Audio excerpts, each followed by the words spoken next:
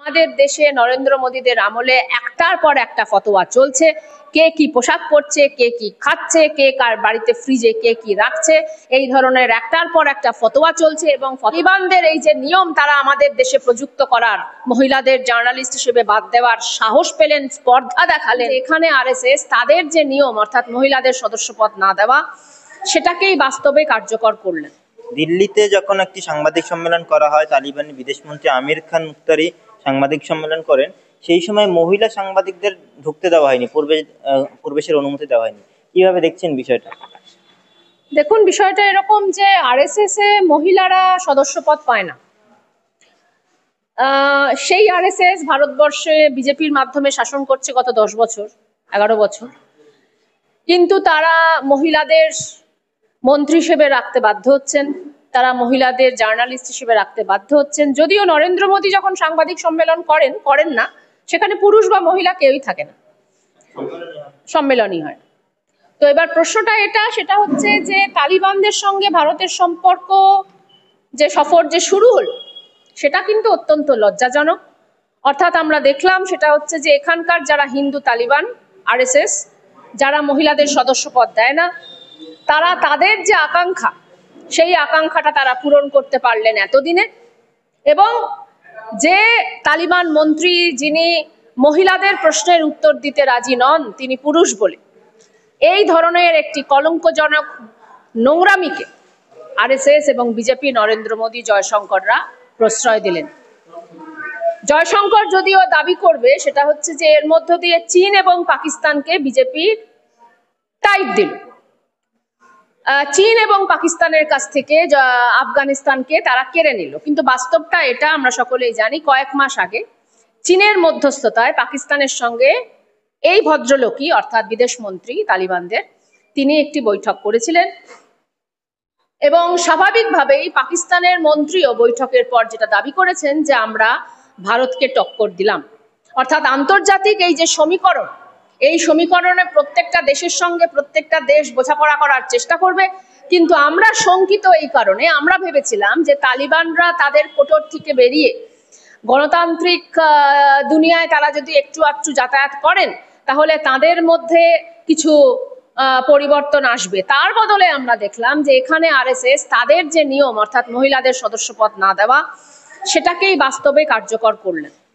তার চেয়েও যেটা অসম্মানজনক বা যেটা চিন্তার, যে আমরা জানি যে আদানি ছাড়া নরেন্দ্র মোদী কিছু ভাবতে পারেন না। কিছুদিন আগে এরকম ভাবেই আদানি নরেন্দ্র মোদীকে পুরস্কৃত করলেন, যেন বা তিনি আদানি ইন্ডাস্ট্রিজের বেস্ট এমপ্লয়ি। তো ব্যাপারটা এরকম, সেটা হচ্ছে যে আমরা জানি যে তালিবানদের সরকার বা আফগানিস্তানের একটা বড় ব্যবসা বা বড় বিনিয়োগ হচ্ছে ড্রাগ এবং ড্রাগের যে যাকে বলে কাঁচামাল, র মেটেরিয়ালস। আমরা এটাও জানি যে আদানির বন্দরে কিছুদিন আগেই বিরাট পরিমাণে, রেকর্ড পরিমাণে হেরোইন পাওয়া গেছে। আমরা শঙ্কিত এই কারণে যে এই যে তারা বলছেন যে আফগানিস্তানে তারা স্বাস্থ্যক্ষেত্রে বিনিয়োগ করবে, ভারতবর্ষ হাইড্রো ইলেকট্রিক প্রজেক্টে তারা বিনিয়োগ করবে, বাস্তবে আদানির সঙ্গে এই যে ড্রাগের কারবার, যেটা আমরা মায়ানমারেও লক্ষ্য করেছি, সেই ড্রাগের কারবার আসলে হবে কিনা। ভারতবর্ষের মতো এরকম একটা জনসংখ্যার দেশ, সেখানে এই ড্রাগের কারবার কতটা হবে, এটা নিয়ে আমরা শঙ্কিত। আমরা শঙ্কিত এই কারণে, সেটা হচ্ছে যে তালিবানদের এই যে নিয়ম তারা আমাদের দেশে প্রযুক্ত করার, মহিলাদের জার্নালিস্ট হিসেবে বাদ দেওয়ার সাহস পেলেন, স্পর্ধা দেখালেন। এবং আমাদের এটা আশঙ্কা যে তারা যে মিথ্যা প্রচারটা আবার করতে শুরু করবেন যে পাকিস্তানকে টক্কর দেওয়া গেল। আমরা বাস্তবটা দেখছি, সেটা হচ্ছে এই আন্তর্জাতিক সমীকরণে কে কোথায় দাঁড়াবে আমরা এখনো পর্যন্ত নিশ্চিত নই। এর আগে আমরা দেখেছি তালিবান যখন আফগানিস্তানে ক্ষমতা দখল করে, তারপরে বিভিন্ন ধরনের ফতোয়া তালিবান সরকার সেই দেশের নাগরিকদের জন্য দিয়েছিল, সেই দেশের মহিলাদের জন্য দিয়েছিল যে বোরকা পরতে হবে, তারপরে বাইরে একা বেরোনো যাবে না, ইত্যাদি ফতোয়া জারি করেছিল। কিন্তু ভারতের মতো একটা জায়গায়, দিল্লি মতো একটা জায়গায় বসে, একটা প্রগতিশীল দেশে বসে এই ধরনের ফতোয়া, যেখানে কিছুদিন আগেই ভারতের বিদেশমন্ত্রী ছিলেন সুষমা স্বরাজ, বর্তমানে ভারতের রাষ্ট্রপতি একজন মহিলা দ্রৌপদী মুর্মু, এবং তারাও আগে আমরা দেখেছি ইন্দিরা গান্ধী থেকে শুরু করে একাধিক সময়ে ভারতের শাসনভারের অন্যতম প্রধান কেন্দ্রে বা শক্তি উৎসে মহিলারা ছিল। আমরা লক্ষ্য করেছি সেটা হচ্ছে কর্ণাটকে একজন মেয়ে হিজাব পরে পরীক্ষা দিতে যাচ্ছিল বলে তার উপরে ফতোয়া দেওয়া হয়েছিল যে তাকে পরীক্ষা দেওয়া হবে না।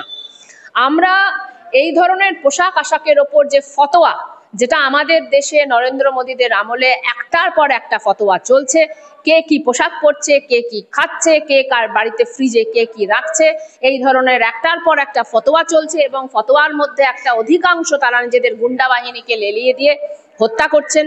এই ফতোয়া রাজের বিরুদ্ধে আমরা, সেই জন্যই ওই তালিবানি ফতোয়া রাজেরও আমরা বিরুদ্ধে, ঠিক যেভাবে ইরানের কোনো ফতোয়ার মধ্য দিয়ে 500 মহিলাকে হত্যা করারও আমরা বিরুদ্ধে।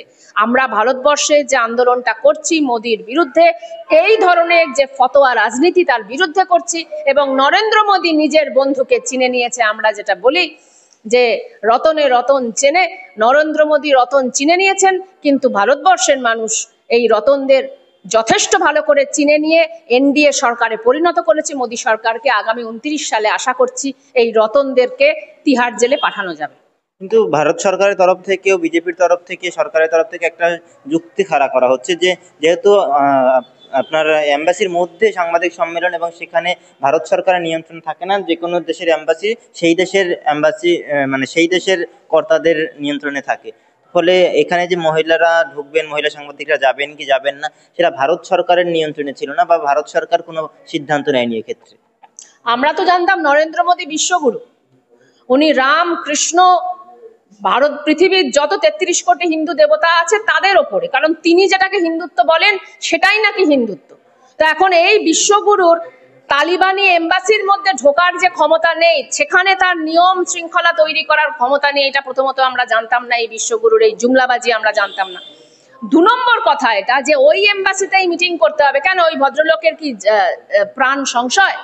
উনি তো ইউপির যে দিওবন্ধ সেখানে গেছেন, তাহলে কেন দিল্লির যেখানে স্বাভাবিকভাবে প্রত্যেকটা নেতা, প্রত্যেকটা বিদেশের যারা প্রতিনিধি তাদের নিয়ে সাংবাদিক সম্মেলন হয়, সেই সাংবাদিক সম্মেলন করতে জয়শঙ্করদের অসুবিধা কি ছিল? জয়শঙ্করদের কোনো অসুবিধা ছিল না। আসলে জয়শঙ্কররা জানে যে মহিলাদের বিন্দু মাত্র স্বাধীনতা দেওয়ার তারা বিপক্ষে। সুষমা স্বরাজকেও তারা দিতে বাধ্য হয়েছেন, নির্মলা সীতারামনকেও তারা দিতে বাধ্য হয়েছেন, কিন্তু এদেরকে আরএসএস এর সদস্যপদ তারা দেননি।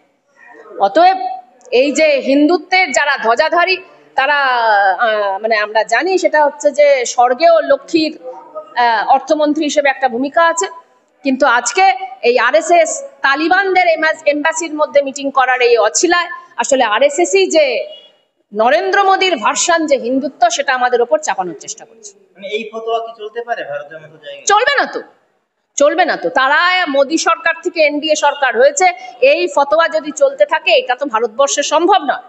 ভারতবর্ষে তো মেয়েদেরকে কোনো কাজ থেকে বঞ্চিত করা, তাদেরকে চোখে রক্ত গরম করে চোখ যাকে বলে লাল চক্ষু করে তাদেরকে ঘরের মধ্যে ঢুকিয়ে দেওয়া, এটা তো সম্ভব নয়। তারা এটা চেষ্টা করে, কিন্তু এটা সম্ভব নয়। ফলত এর বিরুদ্ধে ভারতবর্ষের মেয়েরা আর কেউই নরেন্দ্র মোদীকে ভোট দেবে না, এটুকু আমরা বুঝতে পারছি। প্রতিবাদটা কি তাহলে কম হচ্ছে? এটা যদি এতটাই ঘৃণ্য কাজ হয়ে থাকে, মহিলা সাংবাদিকদের প্রবেশের অধিকার না দেওয়া, তাহলে সেই অনুযায়ী কিন্তু গোটা দেশে যে বিক্ষোভ হওয়ার কথা ছিল সেটা কি হচ্ছে বলে আপনার মনে হয়? মানুষ তো নিজের মতো করে প্রতিবাদ করে, সমস্ত ক্ষেত্রেই রাস্তায় মিছিল মিটিং হবে এরকম কোনো মানে নেই। মানুষ বুঝে নিচ্ছে, মেয়েরাও বুঝে নিচ্ছে, আগামী ভোটে তার প্রতিফলন আমরা দেখব।